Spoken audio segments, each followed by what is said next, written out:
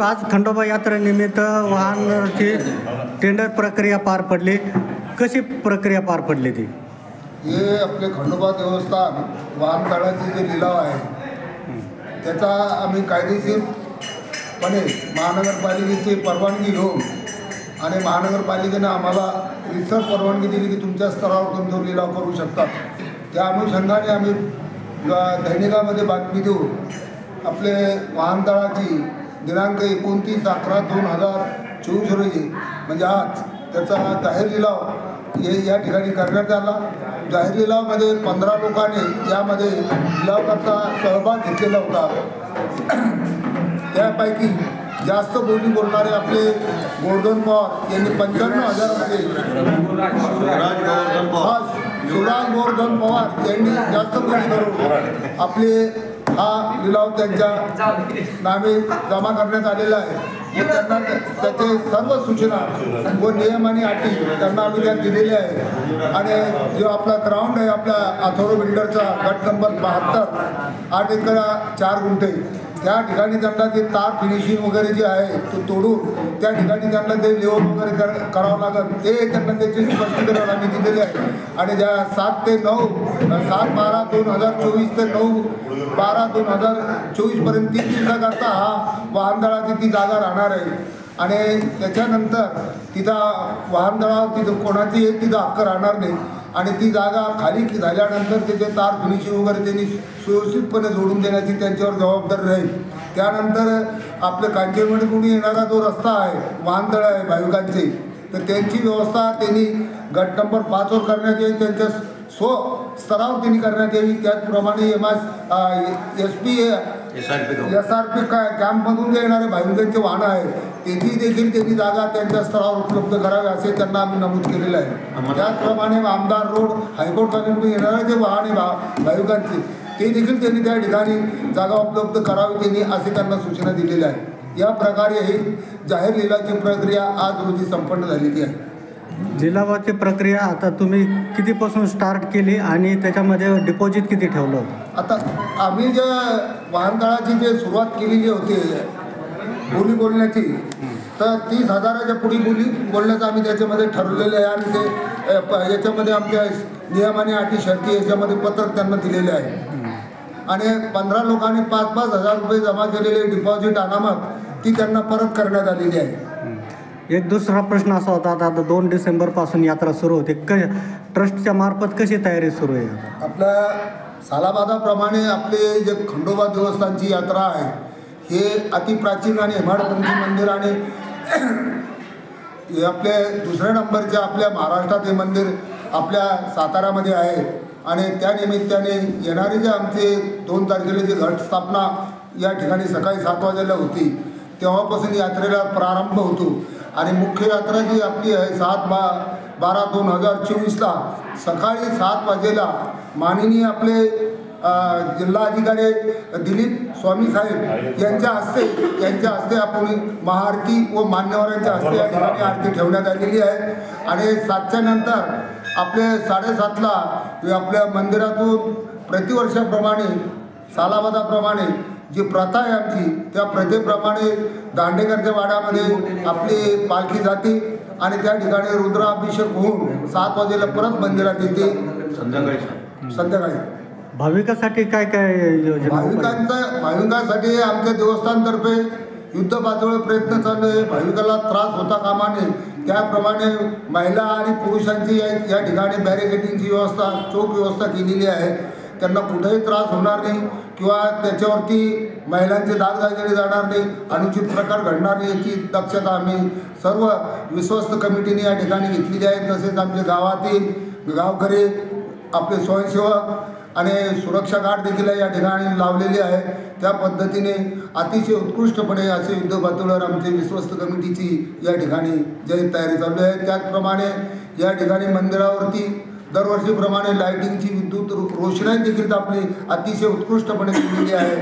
आणि आत्ताच आपल्या नवीन जे आहे आपले सभामंडपचं काम झालेलं आहे ते अपूर्ण राहिलेले आहे. ते अपूर्ण काम पूर्ण एका महिन्यात यात्रा संपल्यानंतर ते कामाला पूर्व सुरुवात होणार आहे. त्याचप्रमाणे या ठिकाणी आमचे स्वयंसेवक आणि पोलीस या ठिकाणी 100 ते पोलिसांची या ठिकाणी व्यवस्था केलेली आहे. स्वयंसेवकाची 200 लोकांची सुव्यवस्था केलेली आहे. सुरक्षा गार्ड आपले सातत्याने 3 दिवस या ठिकाणी कार्य करणार आहे. महिला आहे, महिला पोलीस LPC आहे, त्याचप्रमाणे सुरक्षा गार्डमधले महिला पण आहे. आणि त्याचप्रमाणे या ठिकाणी या पोलीस आणि स्वयंसेवक आणि सुरक्षा गार्ड यांच्याकरता देवस्थानतर्फे महाप्रसादाचा 3 दिवस सातत्याने या ठिकाणी कार्यक्रम ठेवलेला आहे. त्यामध्ये भाविक लोक देखील सहभागी घेतात. अशा प्रकारे या ठिकाणी सुव्यवस्था केलेली आहे. त्याचप्रमाणे आपल्या माननीय महानगरपालिकेचे आयुक्त साहेबांना पत्रक देऊन त्यांच्यामार्फतही आम्ही त्यांना सर्व तिने पददिवे वगैरे हे लावण्याचं काम तिने पूर्व केलेले आहे. तत्वता त्याप्रमाणे त्यांनी फिरते शौचालय, आरोग्य केंद्र या ठिकाणी दिलेले आहे. त्याचप्रमाणे फायर फायटरची गाडी, अग्निशामक दलची गाडी देखील या ठिकाणी दिलेली आहे. त्यांच्यातर्फे सफाई कर्मचारी देखील या ठिकाणी मंदिरामध्ये साफसफाई करण्याकरता या ठिकाणी उपस्थित राहणार आहे. अशा प्रकारे या ठिकाणी यात्रेची या ठिकाणी जय्यत तयारी आमचे देवस्थान विश्वस्त कमिटीतर्फे करण्यात आली. आणि त्याचप्रमाणे या यात्रेमध्ये येणारे जवळ 100 ते 200 दुकानं वगैरे जे येतात, स्टॉल्स वगैरे, राहट पाळणे, ब्रेक डान्सर वगैरे हे जे येतात ते देखील या ठिकाणी आलेले आहे. आणि त्यांचे देखील या ठिकाणी देवस्थानातर्फे त्यांचे देखील आम्ही हार्दिक अभिनंदन करतो.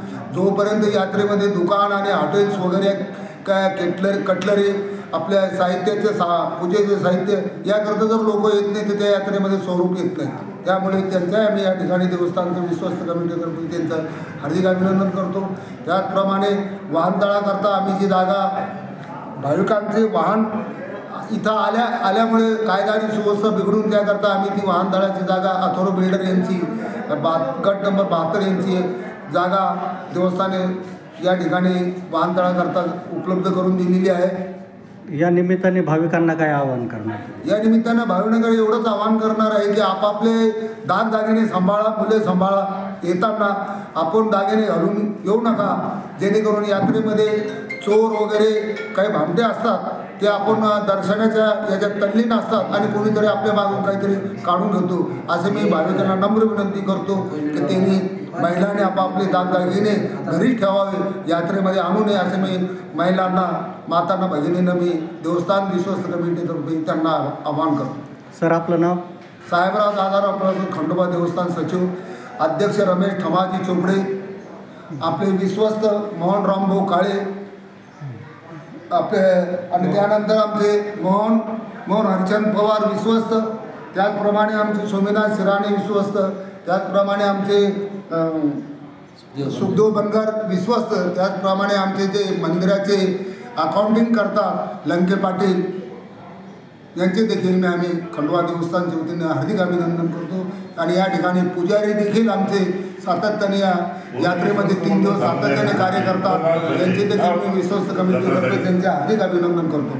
आणखी मिरवणूक निघणार आहे दांडेकर, त्याला पूर्ण अजून तो परवानगी दिलेली आहे. दांडेकरची इथं आलेले आहे. आम्ही त्या अधिकृतरित्या त्यांना पत्र व्यवहार केलेला आहे. अधिकृत आम्हाला देवस्थानला अजून अद्याप त्यांचं पत्रक मिळालेलं नाही. मिळाले, पण त्यांचं म्हणणं असं आहे की ओरवली ती मागे आहे ते मॅडम पुरातन खात्याचे साहेब संचालक आता मंदिराची पाणी करायला त्यांच्याच मी वैयक्तिक शब्दशः त्यांच्याशी बोलणी केली आणि त्यांना समजून सांगितलं. तर ते काय म्हणेल की जी परंपरा आपली जी आहे पूर्वीची त्याला आपल्याला थांबवता येत नाही. ती जुनी परंपरा आहे ना, काय त्याला थांबवत नाही असं मला ते पण लेखी आम्हाला अद्याप कोणतंही पत्रक अजून आलेले नाही. पळसकर साहेब, आता जिल्हाधिकारी येतात आरतीला, पण याच्यामध्ये काही राजकीय नेत्यांना काय आमंत्रित केलंय का? राजकीय नेत्याला आपणच केलेलं आहे, पण मुख्य जे आहे, मुख्य आरती जे आहे आपले दिलीप स्वामी यांच्या हस्ते होणार, जिल्हा अधिकाऱ्यांच्या आणि मान्यवरांच्या हस्ते पण होणार, उपस्थितीत होणार. आणि त्यांचा देखील या ठिकाणी छोटासा कार्यक्रम देवस्थानतर्फे त्यांचा सत्कार नियोजित कार्यक्रम दरवर्षीप्रमाणे होत असतो. चालेल. तर जी प्रथा आहे ती प्रथामध्ये आज मी मंदिराला दर्शन करायला आलो होतो सर. तर मी सहज विचार केला इकडं आज नेमकं गर्दी कशामुळे आहे. आणि असं माहीत पडलं त्याच्यानंतर 5,000 रुपयाची जी फीस आहे जेणेकरून बोलीमध्ये भाग घ्यायचा, त्याच्यामध्ये 5,000 जमा केल्याच्या नंतर सगळ्या पोरांचं इच्छुक होतं की भाऊ यावेळेस तुम्हीच पार्किंग घ्या. आपण याच्यामध्ये आतापर्यंत इंटरफेअर केला नव्हता, पण यावेळेस आपण केला तर पार्किंग आपण घेऊनच टाकली यावेळेस बोलीमध्ये. जे शब्द आपण बोलले होते तिथं त्याच्यानंतर कोणी बोललं नाही आणि जिथं आपण बोललो तिथं आपल्या पुढं कोणी बोलणारही नाही. तर हे पार्किंग आता किती ठिकाणी राहणार आहे? सर हे पार्किंगचे मला 4 ठिकाणी राहणार आहे. एक आहे MIT कॉलेज, दुसरं काहीतरी हे होळकर चौक, तिसरं SRP कॅम्प आणि चौथं कांचनवाडी. आता भाविक याचा मोठ्या आशेने इथं दर्शनासाठी येतात. तुमच्याकडं वाहन हे त्याचे रेट काय राहणार आहे, त्याचं भाडं कसं आहे? यांचा रेट राहणार आहे बघा, 2 व्हीलरचं 20 रुपये आणि जे रिक्षा 3 व्हीलर म्हणून मानले जातात ते 30 रुपये आणि 4 व्हीलरसाठी 50 रुपये. आणि जे काय रेट आहे यांचे नियमानुसार याच्यामध्ये काही बदल होणार नाही याची आपण पूर्णपणे खात्री आहे. आता तो आपल्याकडं किती कर्मचारी आहे सध्या कामाला का सर? सर ॲक्च्युली मी आहे सिव्हिल कॉन्ट्रॅक्टर, माही कन्स्ट्रक्शनचा ऑनर आहे, प्रोप्रायटर मी, शिवराज पवार माझं नाव. सर माझ्याकडे वर्कर लोक आहे 20 ते 22 लोक. मी स्पेशलिस्ट वॉटर प्रूफिंगमध्येच आहे. अच्छा. तर या निमित्त भाविकांना काय आवाहन करणार तुम्ही? काय नाही सर, मोठ्या मनाने आम्हाला पण खुशी होती आणि येणाऱ्यांनी एकदम मस्त यावं आणि मस्त जावं. काही म्हणजे भांडण वगैरे हे या गोष्टीशी मी पण लांब आहे, हे असं होऊ नये. झालं तर पुढं बघूनच घेऊ आपण जे होईल ते. पार्किंगमध्ये वाहना जो सुरक्षेचा मुद्दा फार ऐरणीवर येतो, तर काही कॅमेरे वगैरे लावणार हो, आहे का? कॅमेरा वगैरे लावू सर. आपण जेवढं आपल्याशी होईल सर आपण तेवढं करू. काही गडबड झाली नाही यावेळेस. पुढच्या वेळेस जर त्यांची इच्छा असेल तुम्हीच घ्या तर आपण नक्कीच याच्यामध्ये परत एकदा इंटरफेअर करू आणि आपणच घेऊ मग नंतर पण. एखाद्या सर येणाऱ्या नागरिकांची जर दुचाकी चोरीला गेली त्या संदर्भात तुमच्याकडून काय मग उपाययोजना करणार? हे बघा सर, पावती असल्याच्या नंतर जर गाडी चोरी जात असेल तर ही याची जबाबदारी मला घेणंच आहे. त्या संदर्भात म्हणजे काय उपाय जर तुमचा? नाही सर, हे बघा त्यांची गाडी जर चोरीला गेली तर याची भरपाई करण्यात येईल. आणि जर दुसऱ्या कारणाने जर गेली किंवा काही झालं असेल, हप्ते थकीत आहे, हे थकीत आहे, असं तसं, तर त्याची जबाबदारी मी घेणार नाही.